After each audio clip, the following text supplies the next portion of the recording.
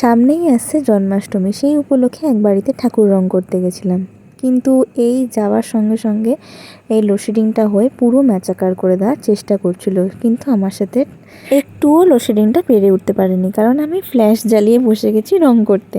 আমাকে বলা হয়েছিল যে পিতলের ঠাকুরগুলো সবকটাই রং হবে সুন্দর করে, তো আমি ফ্যাব্রিক কালার নিয়ে গেছিলাম যাতে এই রংটা ধুলেও বা স্নান করালেও ঠাকুরের গায়ে থেকে না ছুটে যায়। দেখতেই পাচ্ছ, ফার্স্টেই আমি এখানে পদ্মটা কালার করে নিয়েছি। পদ্মর উপরে যে অরেঞ্জ জায়গাটা, সেই জায়গাটা শুকানোর জন্য অপেক্ষা করতে ছেড়ে দেব।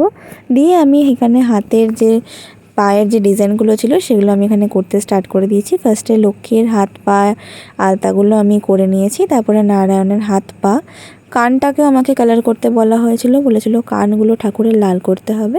তো সেটাও আমি পরবর্তীকালে স্টেপ বাই স্টেপ আপনাদের সাথে শেয়ার করছি যে কীভাবে কালারটা কমপ্লিট করলাম। Hello guys, welcome to my channel ব্রততির ব্রত কথা। আমি ব্রততী ব্যানার্জি নিয়ে চলে এসেছি আবারও একটা নতুন ভিডিও। আশা করি আপনারা সবাই খুব ভালো আছেন, আমিও খুব ভালো আছি। যারা ফেসবুক বা ইনস্টাগ্রামে আমাকে ফলো করেননি তারা অবশ্যই ফলো করে নেবেন। চ্যানেলে নতুন হয়ে থাকলে অবশ্যই সাবস্ক্রাইব করে দেবেন, পাশে থাকা বেল আইকনটি প্রেস করে দেবেন আরও এরকম আর্টওয়ার্ক দেখার জন্য। তারপরে কিছুক্ষণ পর চলে এলো কারেন্ট, তো আমি এখানে পায়ের পদ্মগুলো কমপ্লিট করা আর লাল রং দিয়ে হাতের ডিজাইনটা কমপ্লিট করার পর এখানে নারায়ণের হাতে যে পদ্ম ফুলটা ছিল সেটাকেও সুন্দর করে কালার করে নিয়ে গোপালের পা হাত পাগুলো আমি লাল কালার করতে স্টার্ট করে দিয়েছি। তারপরে পদ্ম ফুলের অরেঞ্জ পার্টটাতে যে ছোট ছোট হলুদ রঙের রেণু থাকে সেটাকে আমি হলুদ কালার করে নিয়েছি। পর আমি শুরু করেছি ব্ল্যাক কালার দিয়ে চুলগুলোকে রং করা। তো ফার্স্টেই আমি এখানটায় লক্ষ্মী এবং গোপালকে কালার করে নেওয়ার পর আমি নারায়ণের চুলটাও কালার করে দিয়েছি সুন্দর করে। আপনারা আমাকে এতটা ভালোবাসা দেন, কিন্তু আপনারা কেন যে আমাকে সাবস্ক্রাইব করেন না আমি এটা কিছুতেই বুঝতে পারি না। আশা করি এই ভিডিওর পর আপনারা এসে এই কাজটি অবশ্যই করবেন। এরপর এই তিনটে ঠাকুরের আঁকবো চোখ। তো চোখের জন্য আমি এখানে ব্ল্যাক কালার ইউজ করেছি, যেহেতু আপনারা জানবেন যে পিতলের জিনিস যে কোনো জিনিস একটু ভারী হয়, তো একটু অসুবিধা হচ্ছিল, বাট যেটুকু আমার পক্ষে সম্ভব আমি চেষ্টা করেছি সুন্দর করার কাজটি। নারায়ণের চোখটা হালকা কাজ করে তারপরে প্যাঁচাটে এঁকে তারপরে আবার এখানে লক্ষ্মীর চোখটা আমি এঁকে নিয়েছি সুন্দর করে। তারপরে আবার গোপালের চোখটাকে আমি আঁকতে স্টার্ট করে দিয়েছি এখানটাতে। যেহেতু এখন চোখে চশমা, তাই একটু চোখে প্রবলেম হয় ছোট ছোট নিখুঁত কাজ করতে, বাট সেটা আমাকে কোনো দিনই আটকে রাখতে পারে না। যেটা আমার ভালো লাগে, একবার শুরু করব মানে আমাকে কাজটা শেষ করে উঠতে হবে, এই মেন্টালিটিটাই মনে হয় একদিন আমার কাল হয়ে দাঁড়াবে। যাই হোক, তো এরপরে আবার শিবটাকেও কালার করে নিয়েছি। তো শিবের জন্য আমি এখানে প্রপার ব্ল্যাক কালার ইউজ করেছি। তারপর এটা শুকিয়ে গেলে পরের দিন আমি আবারও এসেছিলাম, তো সেদিন আমি হোয়াইট কালার দিয়ে এটার উপর থেকে একটা ডিজাইন যেটা শিব ঠাকুরের ওপর থাকে সেটা আমি এখানে করে দিয়ে গেছিলাম।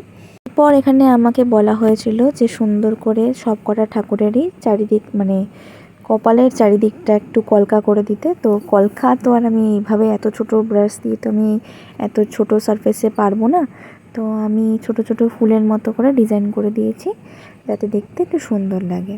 ফার্স্টে আমি এখানে লক্ষ্মীর চোখের সাইড থেকে আমি কলকা দিয়েছি, তারপর নারায়ণের একটা তিলক যেটা থাকে সেটা করেছি, এবং ভুরু আর চোখটাতে ডিফেক্ট ছিল বলে সেটা আবার আমাকে পরের দিন এসে ঠিক করে দিয়ে যেতে হয়েছে, এবং গোপালের মুখটাতেও সুন্দর করে কালার করে দিয়েছি।